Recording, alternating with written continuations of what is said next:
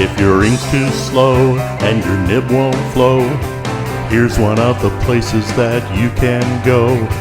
Larry is here to see you through with Mr. Announcer and Cubby too. It's Larry's Fountain Pen Reviews.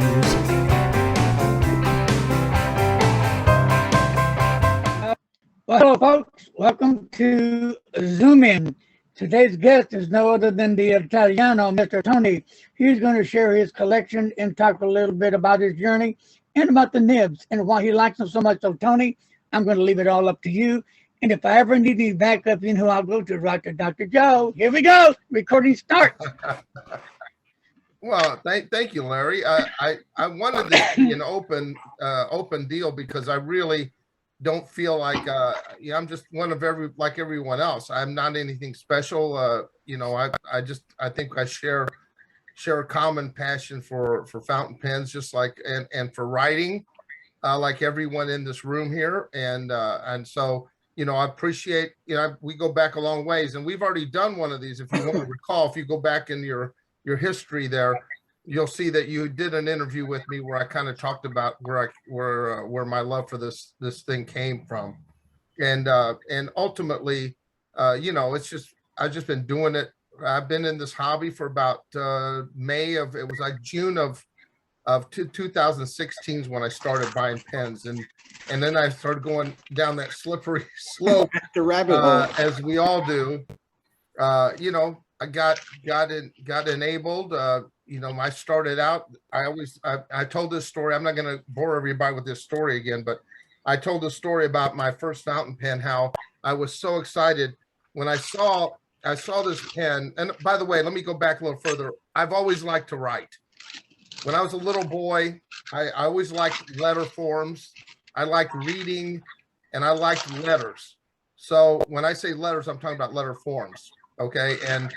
And so I used to love, when I started learning how to write, I thought, oh, I just love the feeling of putting a pen on paper and making words. Okay. And I remember writing, wanting to copy the Bible at one point. I think I mentioned that. I thought, oh, this is going to be fun. Am I too loud? No, you're fine. Okay. Anyway, so I was thinking about, copying the Bible. I might have got up to the part where Adam and Eve have a couple of kids, and I was done. I ran out of. I think I ran out of gumption to continue on. I couldn't get through Genesis. Okay, but the point was that was where it started out, and then I got into letter writing. When I was on the road quite a bit. Oh wow, I was on the road quite a bit and playing music. And so back then, to make a long distance call was an arm and a leg. Back then you had to make you do a collect call or whatever. And I ended up spending a lot of money on phone calls. But then I thought, why not start writing letters, right? So I would write letters to home, and then I would every day in the hotel room when we play. The excitement whenever I'd see that light flashing on the phone, there was a message. I'd call the front desk. You've got a letter at the front desk. That was like heaven, going down there to get something from home, that they would send you a letter. And so that was where I kind of started that. And then in 1980, went to Italy again and got to meet all my relatives as an adult. Oh. And so my mother and her first cousin in Italy used to write letters back and forth all the time. And I met all these relatives, and I started writing letters to them, and we would exchange letters. So that's where the letter writing. So it's always been about writing, but back then it was a Sharpie or one of those highlighters that I'd use, or just a roller ball. Never fountain pen. The only thing I started with a fountain pen is, you all recall a drugstore chain called Rexall, by chance? Well, I remember going down to the local Rexall down by our house, and they had a fountain pen that you could buy. They called it a calligraphy pen, and it was a Schaefer red plastic pen, and it would come with a couple of cartridges.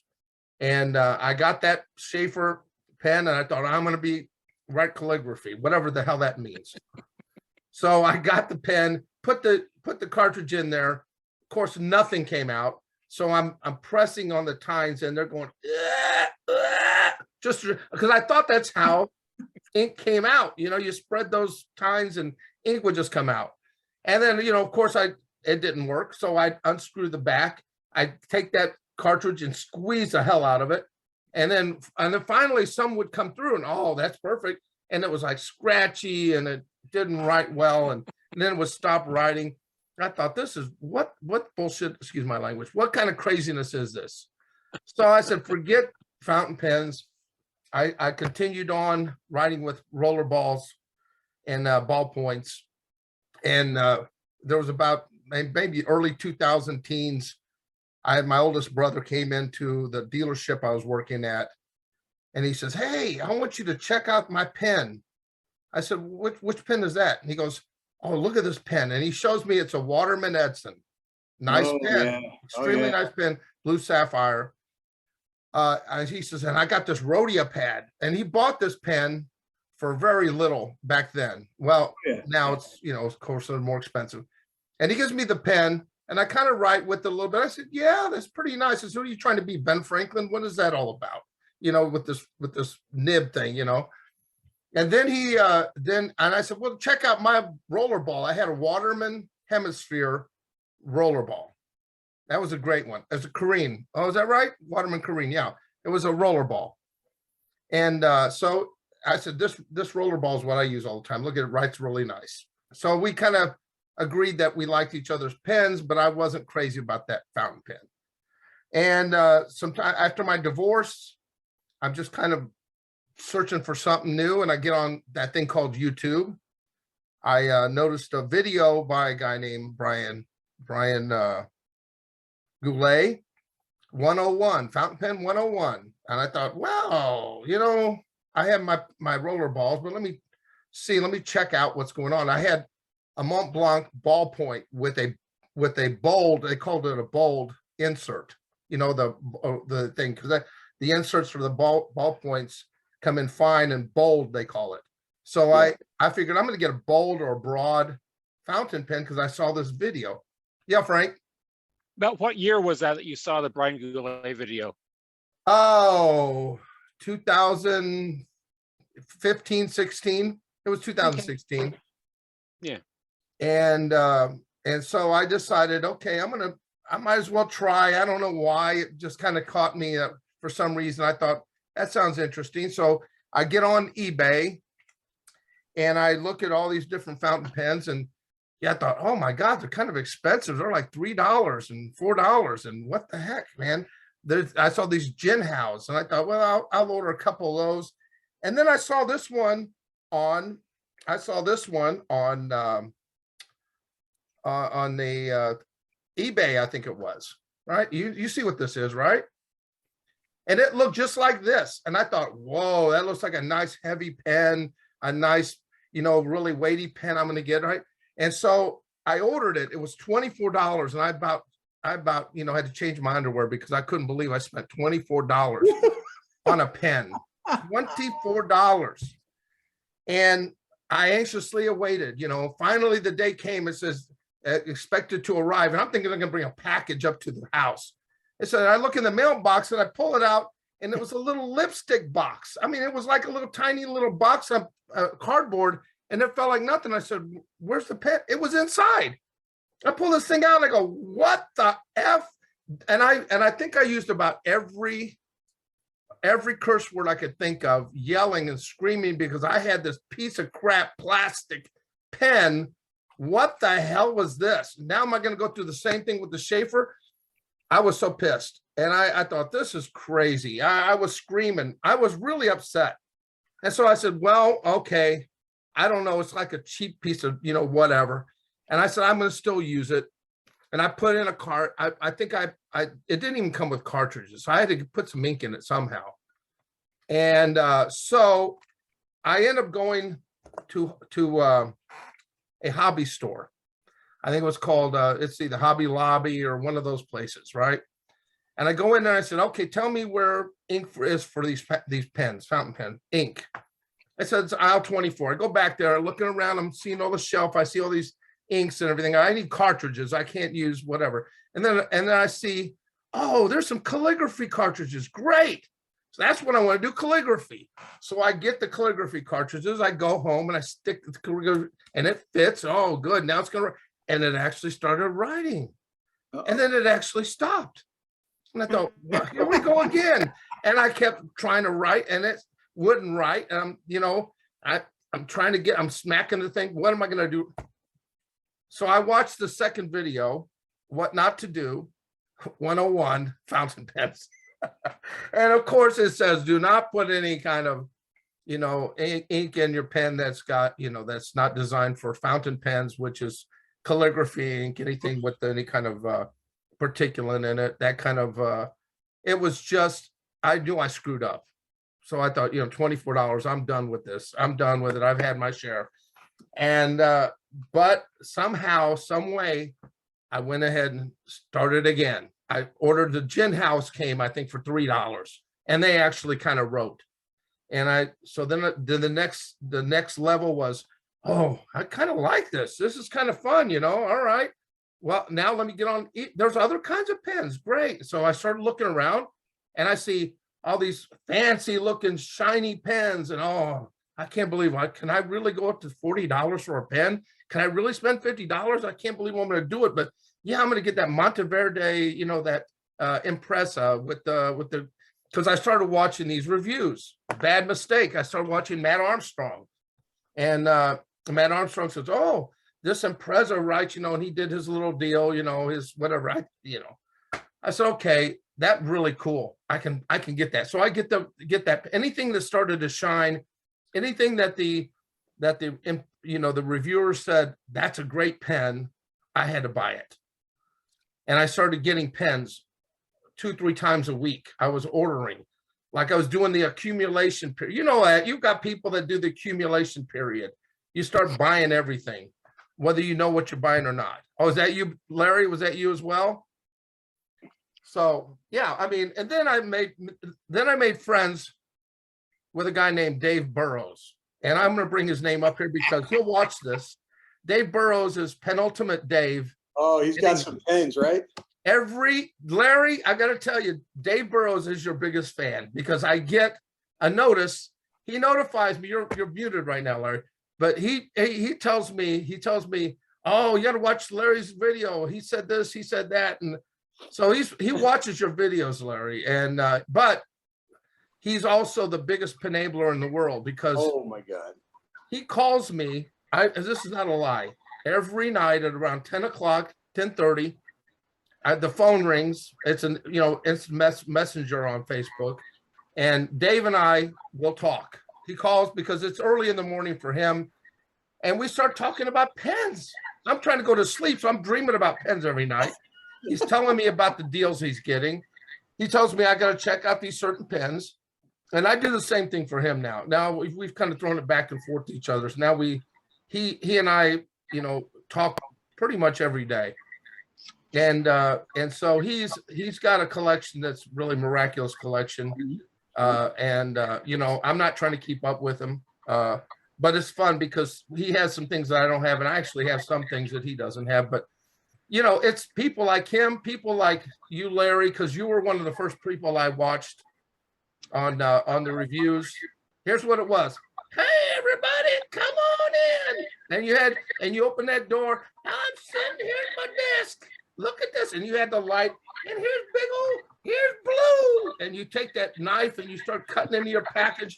And you open it up. It's like a $5 pen. You go, isn't this the most beautiful?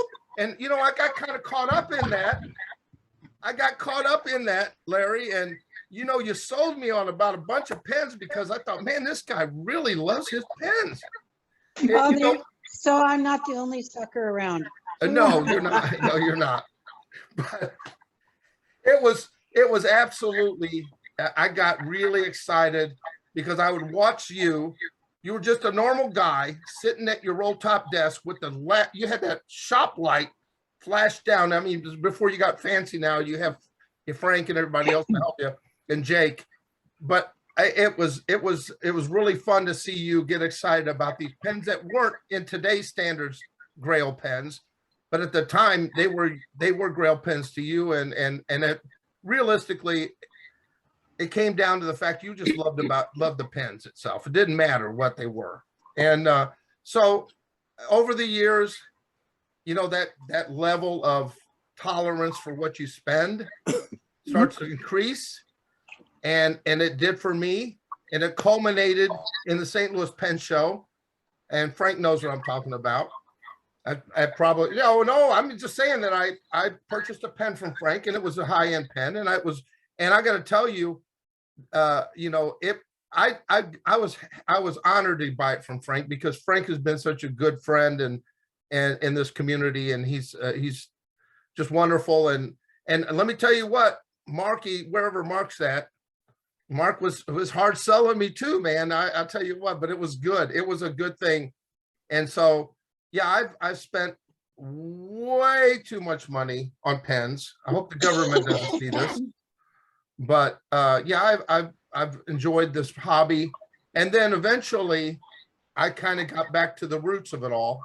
And at some point, after buying all these pens, I found out that this was really my joy right here. You know, Really? Joe will attest to this one right here. This is what got me, and not that I ever lost a love for writing, but that now I've got this love for for pointed pen and Spencerian and writing that way. So now, to utilize all my pens, I have to, I got to use them. I've got all these pens. It's stupid if I don't use them. I mean, I'm not a collector. I can't say I'm a collector, because none of these are really collector's pens, even though some of them are very expensive. So I had to use them, and the best way to do that was to write letters, because I could journal, right, which I do. I journal, but writing letters gave me an outlet to actually use my fountain pen. So any of you that have ever received a letter from me, Larry, I switch out. I use about 5 or 6 pens on a letter. Well, I'll do, on each paragraph, I'll use a different pen, just because I've got 25 inked up at all time. And then I start off every letter with this, because I have to practice, and that's the way to get that done.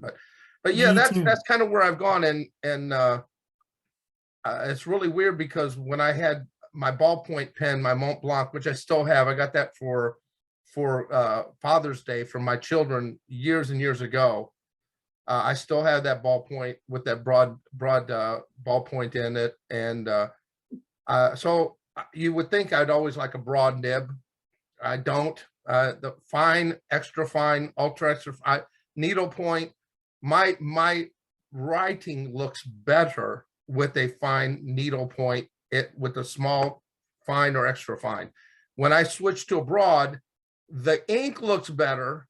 Yes. My writing looks worse. That's the kind of the way that works. That's the unfortunate, what they call paradox or whatever, this fountain pen hobby, is that if you're an ink aficionado, which most of us are, well, except Joe, maybe one ink, but people that like multiple styles of ink, you want to see those properties, because you put it down on paper. If it's a sheening ink, if it's a shading ink, if it's a whatever ink, you want to see what it does. And with a fine nib, extra fine nib, you're not going to see much of that.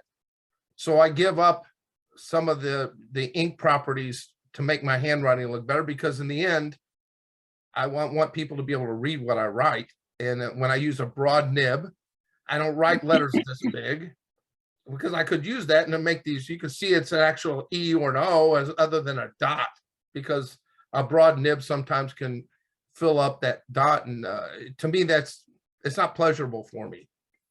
So that's kind of where I'm at. My collection of pens, I went from I started off with I thought I had a lot when I had about 10 pens or 12 pens. And I think it's been kind of correlating with my weight. So I will just tell you that the more pounds I put on, the more, yeah. Anyway, but in the end, I've got a couple. I'm over 200 at this point, and I've actually. All right, I'm not going to say I'm stopping, okay, because I know you'll all laugh if it's. I'm not going to buy no more fountain pens, but I have started to sell off a pen or two to purchase ones that I want. Me too. Me too. And I think that at this point, because I've got, I'd say 25 to 35% of the pens I have are probably pens that nobody really cares to have. They're entry level pens that, I mean, I can sell them. I can give them away. I've got about 40% of my pens are kind of middle high range. And then I've got 10% that are just grail. And Frank, you know what I'm talking about, like the pens I got, So I've got about that many pens in my collection. And of course, I think what happened was I got caught up in this Mont Blanc Writer's Edition thing, and I started looking for writer's editions, and I started buying up. So I've got a lot because I've always loved to read, and I thought that, and then I think that they're unique enough that they're not just plain like a 146 where there's nothing. It's just black precious resin, but they've actually got some symbolism and some other design characters that make them unique, and kind of that's where I'm at now with fountain pens. If I'm going to buy a fountain pen, and there's absolutely zero disrespect, because they're all beautiful, for pens that are just plain, they're cigar shaped, or they're just, there's nothing wrong with those. Absolutely nothing. And I've got a lot of those, but right now where my love is for something that's a little bit different, a little unique. And if that's what I'm going to do. So that's where I'm at. And that's my story, and I'm writing it down. So I hope I didn't bore you all with that big long diatribe. Most of you already know my story, because I've told Larry, I've told you this a million times. We even recorded it before. Frank, we've had enough dinners together. You know my story, and Joe as well. So, and I know Marilyn now. You know it. You might want to have a drink or something, but that's about it. What did I miss, Tony? What? I said, what did I miss? Oh, you missed. Well, I did a Magic Mike show earlier. You might right before you came on. Hi, George. I didn't see you all on there because I can't see who's all on right now. But oh, there you go. And we're back to that. Now I have also gone down the rabbit hole. Oh, look at Marilyn. Oh, wow. You're not the only one. Well, no, I know I'm not the only one. But I think what we all have in common is people that are not in the hobby look at us like, what kind of drugs are you on to pay that kind of money for a pen? Every time I go down to the post office, they're always like, what are you picking up today? Yeah. Well, in the end, everyone has their thing. It doesn't matter. I can't remember. Someone was telling me about, oh, well, there's a gal, Joe, in our local pen group, Nancy Baldwin. Her husband, it belongs to a bean club. They actually have bean shows, like trade shows for beans, all kinds of beans all over the world. And I'm thinking, he gets beans every week from different parts of the world. And then, They call Are us you talking about the edible ones? Yes. Oh, okay. Edible beans. Yeah. And I'm thinking, I can't imagine what the gas issues they have there at the house, but I was thinking coffee beans, but no, not Coffee beans would be good. Like limas and pintos and all different kinds, varieties. There's thousands of different varieties of beans, but I think she showed. Were you on that, Joe, where she was showing us some of those beans? Yes. Yeah. So I mean, that was my point: is that everything has a group of people that are passionate about it, and we just all happen to be passionate about fountain pens and such. So, and I've got to show it off because I'm very proud to own this now. This is that I got this at the St. Louis Pen Show. Mickey Emperor. What do you think about that, Frank? Is it a nice looking pen? I think it's a beautiful pen. It is a beautiful pen, and at the time when I got this from Frank, there wasn't any of the red available. At least I don't think there was. And, No, and not I at that thought, time, no. huh? Not at that time, no. No. And, you know, I kept thinking, am I making a mistake getting that black? And no, I didn't make a mistake whatsoever. And can I tell you a funny story, Frank? I got back from the pen show in June. I inked that thing up. I loaded it with ink. And that was probably November before I had to clean it out before it ran out of ink. And I wrote it for 4 or 5 months. Right? Yeah, it's it holds a lot of ink, man. It holds a lot of ink. Yeah. Yeah. I just got the bottle and just, okay, there you go. Now, see, what you can't see is that Tony only has one leg, so. Right. That's right. That's right. So, you know, that's pretty much the deal. I think as far as pen shows are concerned, I've only been to 4 different pen shows, and one was in Los Angeles. Got out there. That was the famous pen show where I was out there for work, for a trade show. Got out to Los Angeles, went straight from the airport to the trade show, and got in there carrying my luggage inside the LA. You know, LA Pen Show was like there's like people lined up outside. I got there early on the Sunday, the only day for the public, and I go in there and there's Andy Lambro, and Andy was there and he was looking for me. Oh, Tony, come to my table. I'll show you a pen and give me some more money. You know, so I was over there. And it was great because I actually got to meet Paul Rossi. I don't know if you're all familiar who Paul Oh yeah, Rossi is. Bone Wonders pens. Oh yeah. Right. Bone Wonders Paul pens. Rossi is the one that kind of designed the clips and did the pen work for Andy. I met him there, and he actually showed me some of his own personal pens. And I met him, and that's where I first met Dante Del Vecchio, which was great. Oh, there you go. There's Andy. I believe Andy is in a care facility in England.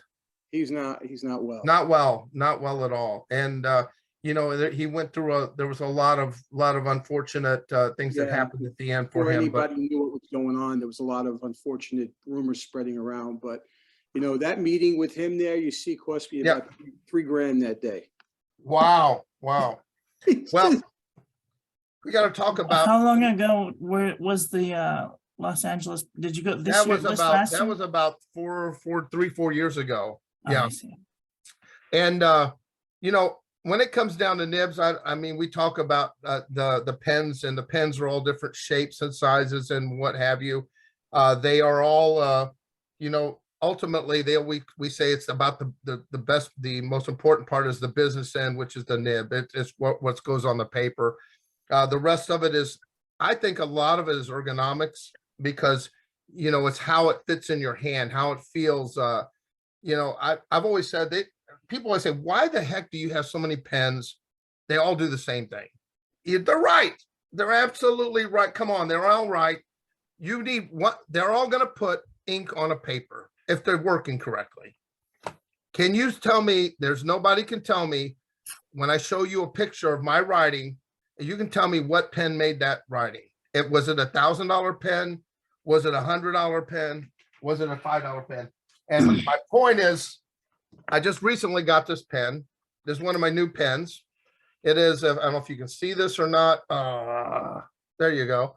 It is, there's a number 8 steel nib. This is a Jinhao X159. It's been, they've been talking about this pen. It writes like a dream. It's a $7 pen. I can put crap ink in it, not worry about it. But the point is, the points are points, meaning that you write with that pen. You write. What makes the difference is how it feels in your hand, how it makes you feel to own something like that. It's an heirloom or whatever. There's a big difference between that nib and this nib. This is a Sailor King of Pen nib on the you know, LB5 that I've got. The only one I've got, the classic pens. And and I love Sailor nibs. Sailor nibs are great. Sailor nibs are fabulous. My favorite, I've just cleaned it out, so I don't have one here handy, but probably the nibs that make my handwriting look the best are the platinum nibs, platinum 3776. It might sound odd for people that like calligraphy and like variations on the, yeah, exactly. People that like to have variations of their lines, they like, pretty handwriting. You see the ads on Facebook where the girl goes, with this pen, I make it look beautiful. And, she's writing and it's like a piece of crap pen, but she makes a, that makes everybody want to buy that pen. And ultimately, I never flex my pens. I know it's sacrilegious to say that to a lot of people, but I do not flex. You think I'm going to flex the nib on that Emperor? There ain't no way. No, it's I mean, not meant- why would I ruin something like it? So this is what I flex. This is the only pen I flex that I actually put pressure on. Everything else, it's got to write as if I'm just letting the pen do the work. We gotta get you a fountain pen Revolution Ultra Flex. Yeah, nib. but I don't. But honestly, that's not my writing style. I don't write with the flex. And Lannis, you've gotten enough of my letters. You know that I don't write with flex unless it's the first paragraph with this, because it's uncomfortable to flex every letter. I mean, I'm putting too much pressure and it gets, I don't know. Well, Paul Antonio would say you only flex where it's absolutely necessary. Where it's necessary. Well, and everybody's different. That's what makes us all wonderful. My experience with these things are different than everybody else, and there's no right or wrong version of it. It's whatever makes you happy. But that's right. that's what makes me happy. So, basically, the platinum nibs are very stiff and firm. Yeah, that's why I like them. And that's what I like about, because they basically will allow your pen to go where you draw it, and there's no bounce to it. And I've got some pens by Peniter. I know you all like Peniter pens. They got the quill pen. I love them. They're a little too bouncy for me to write well with it. I mean, I really enjoy writing with my Peniter pens, but they bounce a lot because they're designed to kind of give a little flex, Marilyn. And they're beautiful nibs. They're beautiful nibs. But did I show you the rainbow one that I saw at the Los Angeles? I'm surprised you got a Show? rainbow pen. You don't No, like I didn't. rainbow pens. I didn't. The guy at the Los Angeles Pen Show wanted $700 for Peniter rainbow pen. No way. I said no, thank you. Did you get one? No, I did not. Oh, I thought you got a rainbow pen. Okay. Not Last yet. year's LA Pen Show. Yeah. Yeah. Well, they're on 98 list now, unfortunately. Yeah. So that would have been a bargain. This is the closest thing that I have to a rainbow pen. Oh yeah, that's not. You did show us that once before. Titanium, right, Marilyn? That's Conklin Durgraph. Yeah. Conklin does a great job with colors and those type of applications for their pens, don't they? The sad thing about it is I thought it was a striped pen, because if you look at their picture, it looks like it's striped. Mhm. And so when I got it, I was kind of disappointed. Now you'd be all right. I love it, but it's heavy.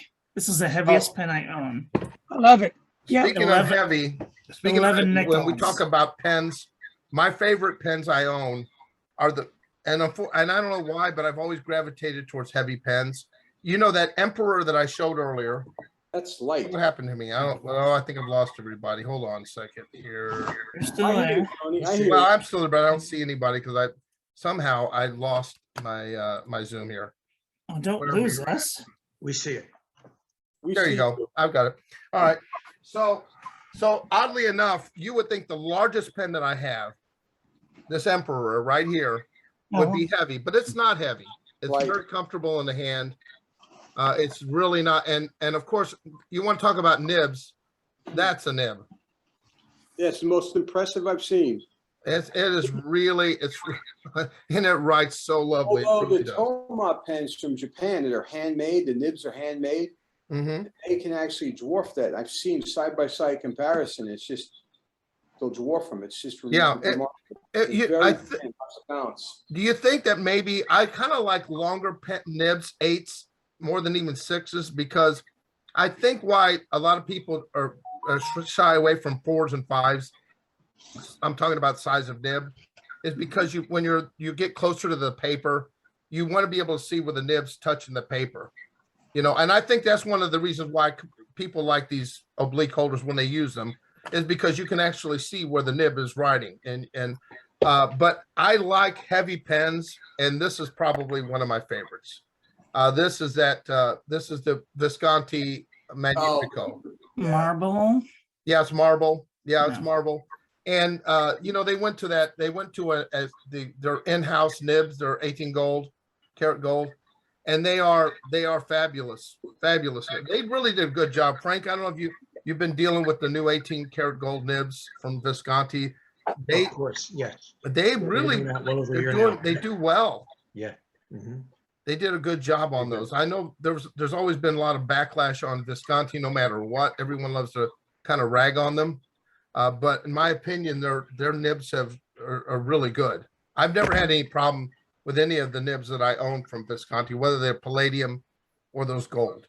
I've been lucky. Let me put it this way, because people will tell me, the worst things that they've ever written with. But to me, I've always had a good.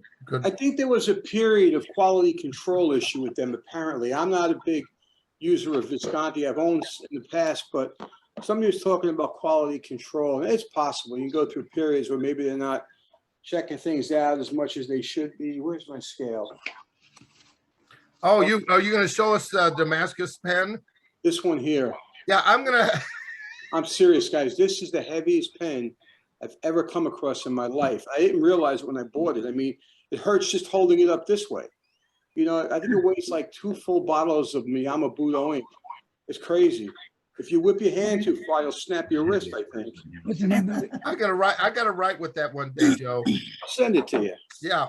And this, Frank, you recognize this? I mean, Larry, you recognize this pen? It's your fault that I got it. All the way. Yes. Yes. Beatles. Isn't that the Beatles from Yeah, it's the Montreal? Beatles. Yeah, it's the Beatles. Yeah, it's the Beatles. It's really weird. Now, I got on the secondary market. There's a seller that I was able to snag. An incredible good deal. I wasn't going to buy it because every once in a while you run across a deal that you just can't pass up, and that was one of those deals. But yeah, it writes really well, the Beatles, and if they do, like I said, they do a really good job on the detail and the symbolism on these Mont Blanc pens. But they're not cheap. They're not cheap by any means. This is the Damascus steel pen. Yeah, look wow. at that. Yeah, that's the one you have, Joe? Yeah, I've got these specs on this somewhere on how much the thing actually weighs. Like I said, if I would have known what it weighed, I probably would not have purchased it because it's just so over here. I'll post this up for you. But Joe, they usually put that on their ad, the weight. Yeah, but that's if you read stuff. I'm a guy. I don't read stuff. All I know is I want, and this is the actual. You can look at this. The weight of this thing. 121 grams. Almost 122 grams. Wow. Jesus Christ on a bike. Oh my! It's ridiculous. I mean, I'm not exaggerating. Before this, the heaviest pen I came across was Andy Lambro's classic pen, sterling silver one. They use some really thick walls. The CP8. The CP8. Yeah, I have that and another one. This doesn't weigh 2 of them, but it's heavy enough where it's uncomfortable. Right. Wait, how long is that pen? 151 centimeters. Oh, 151. Yeah, it's dimensions across it are a little bit bigger. Oh, there it is. I was looking at the wrong number. Yeah. So, I'm sorry. Yeah, I got that. 93. Oh, that's still really heavy. Wow. This is the actual dimensions here. Oh, yeah. And that section at 16.9 millimeters, that's a pretty girthy section. Yeah. Thick. But I love Damascus steel. When I had Tim Cullen. Oh no, it's not 13. Okay. When I had Tim Cullen make my pen, I had him use Damascus steel. I just love Damascus steel. It's beautiful. Damascus steel is beautiful. I've got a tactile turn gist. I don't know if you're familiar with tactile turn. That's Will Hodges. He doesn't make fountain pens anymore. Oh, really? No more. He just makes those, the roller balls, ball points that have a bolt action where you slide it down and it. So he doesn't do fountain pens, which is sad because the gist is one of my favorite pens I've got, but it was made with Damascus steel on the section and on the finial and the clip. This is the This Oh. is the pen that Tim made for me. This was the Model V and my namesake Oh, pen. beautiful. Only Yeah. a few of them were put out there, but you know, it was the Damascus steel is just for me like one of the It's ultimate. gorgeous. It's Yes. gorgeous. No doubt about it. Well, at least you Larry? know that if you Okay, ever, here's one. Now, in my opinion, if I had the money, I'd buy it already. Conklin All-American has come out with one kick-ass, vicious pen. The Oh. one, you know what I'm talking about, don't you, Frank? It's this beautiful, gorgeous pen that has a window on it as well, a gold nib. Are we talking about the new diplomat? The diplomat pen? No, Are you no, talking it's a about- Conklin. Conklin. Conklin? Yeah, yeah. Beautiful. Came out with a Are you- new are you- all matte are you- black all American. No, are you talking about that Conklin is a crescent filler with it's silver like a, Oh, like okay. is that what you're talking about, Larry? The one that's got a crescent filler on it? And it's No, like no, silver chrome? No. This is has a window on it as well. Piston filler, I believe. Gold nib. I think it's like 1,500 bucks or more. It's a diplomat. It's for their 100th anniversary. Are you sure it's a diplomat? yeah, I was just saying Conklin doesn't do, Yeah, $1,200. I don't know. Piston Conklin You, has you it. would ask me about it. And I'll I'll let you be know on the the hunt brand new tomorrow. one. I'll find it. Yeah. It's That for, thing to die for. To it's die for. gorgeous. I've seen it. It's gorgeous. It's for Diplomat's 100th anniversary. Yeah. So they came out with a very high-end pen, window, piston filler, gold. Yeah. Yeah. In my opinion, I think it's worth awesome. every It's cent. gorgeous. Yeah. Yeah. I don't care what anybody says. That's my thing. Yeah. That's awesome. Yeah, the Conklin. Frank, do you can you you know, we all love fountain pens. One of the things that not concern me, but as a reality, is that pens are going up. I think there's been increases in Sailor, increased the price of their pens. They all kind of had a hike, didn't they? Everyone has basically. Yeah. Yeah. Unfortunately. Yeah. Cost, supply chain, mainly cost. Yes, everyone, especially all of the Asian brands, Platinum, Pilot, and Sailor all had increases. Lamy. Is the had pen, an Larry? increase on their. There it is. Okay, I thought. There it is. Was that 125th anniversary? There it is. That's a Nozak. That's a Nozak. That's not a Yeah. All-American. Okay. Yeah. I was told. It's the Nozak, yeah, 1250, yeah. Diplomat did Beautiful something pen. similar, yeah, so it made me think about it, but yeah, it's the Beautiful. same. Yeah, $1,000 pen. yeah. Wow. I just don't ever equate Conklin with $1,000. That's, it's hard to imagine that. I paid $80 for that rainbow pen and I nearly fell out of my seat. Carolyn, you got to travel further down the rabbit hole. That's what you gotta do. Right. No. Go down You where go all the to rest of the where the crazier people are, down at the bottom. Just Not like the- Larry. That's right. But hey, Frank, anything new that's been exciting that's coming out? I've got to ask this only because I know that 2023, they're going to come out with some sort of new stuff. Whether Okay, before you start, let me put my pocketbook away, okay? yeah. I'll tell you the one pen that I saw Dave Burrows put on. He was at the London Pen Show. And he was walking around taking pictures. He does this, the thing like Mike Madsen does, where he walks around and he takes pictures of all the tables. And actually Hiran from Magna Carta asked him, "Would you watch my table? Sit here because I got to go to the restroom or wherever he had to go." So he had to sit at the Magna Carta table and watch his, so he wouldn't get his pen stolen.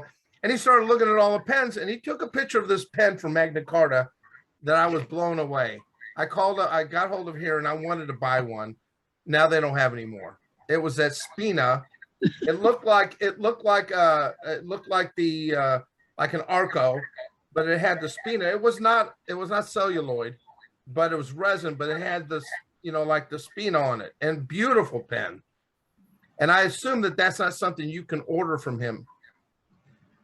Can you, Frank? Or because I know you deal with Magna Carta. Sure, I was actually his first U.S. dealer. Right. Still have it, but Yeah, I have Elements pens. I think the one you're talking about is an Elements model, which means it's a pneumatic filler. It comes Mhm. out and fills kind of like the old Schaefer touchdown style. So that's Right. called the Elements line. So I have some of them. And no, if he's claimed that he's out of it, I wouldn't be able to have it at this point either. Well, true. That's I'll true. actually see him again in March. He comes to the Baltimore show. We'll Okay. usually make a deal at that time. Is this the pen, guys? No. It's That's quick, I think. it's called type. it's called a spina.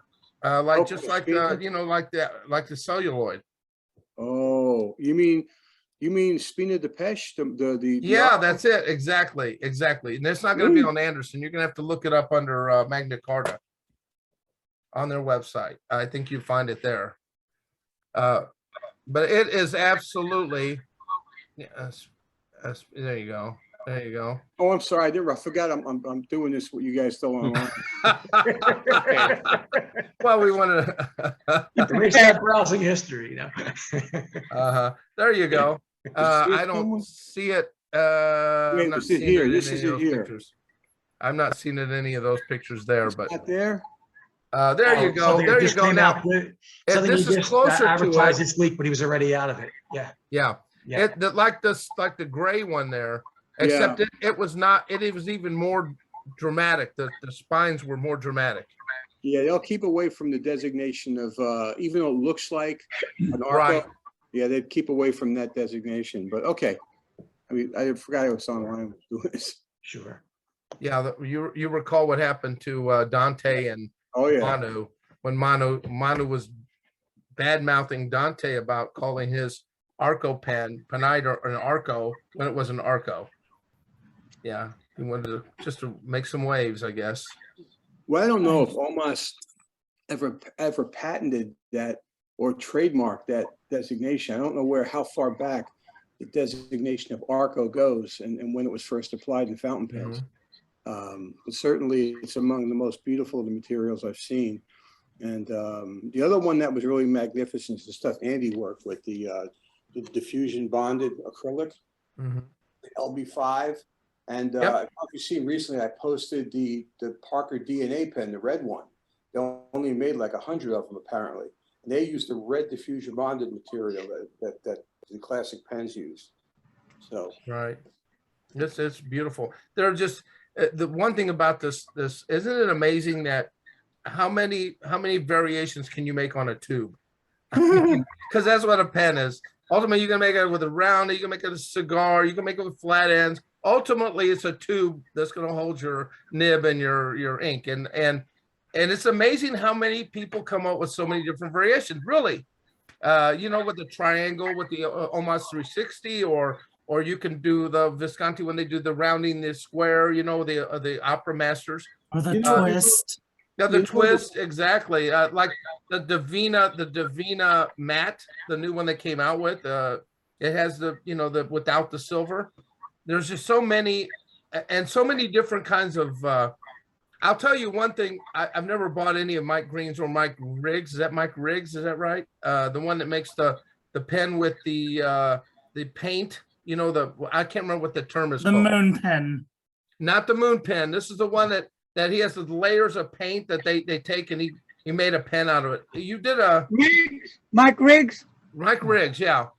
I'm not sure what the name of that pen is called or what that material is called, but it's actual auto paint that they take and he made. Oh yeah. I've seen it. Fordite. Even Mr. Site, yeah. There you go, Fordite. Yeah. Or not? Yeah, that's it. That is. I thought that was. I'm just bringing up some different variations of what people can make out of pens. There's Ben Walsh, is it from Gravitas? Is that right? The Gravitas pens, the guy in Ireland, he makes pens. Oh yeah. He made pens with concrete. He made a concrete pen. I did see that. That was interesting. Hate to drop it though. Oh, there you go. Yep. Yes. There you go. Beautiful. They use that on Mr. Cypress pens as well. Right.